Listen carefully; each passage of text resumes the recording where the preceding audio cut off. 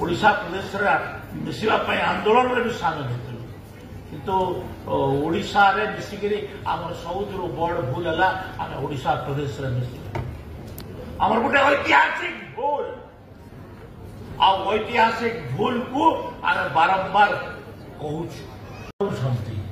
कहते जानी रखा कथा आमर सम्बलपुर अंचल लोक मानू जे उत्कल कहले कटक पुरी बालेश्वर उत्कल कौशल कलिंग मिसिकी ओडिशा प्रदेश गठन होती केवल उत्कल जयगान गायब कौशल कलिंगर कौन जयगान हम गोटे मानसिकता आमको तुम शोषण करुच आमर अर्थ आमर खଣି आमर चाष आमर जंगल सबुथे तुम आमको शोषण कल चाकरी बाकरी सबुथे आज तुम्हें से कल्चराली भी हमको एक्सप्लोट करने लगे तुम्हें चाहूँ एटा की कथा आम ओडिशा प्रदेश रे मिसिलु ओडिशा प्रदेश मिसापी आंदोलन में भी सामिल होते किंतु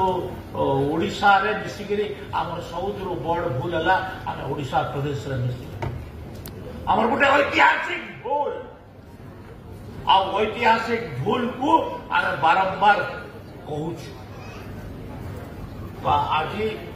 आम से कथा गुड़ाक न जाइकरी आम सुभद्रा योजना कथा अच्छी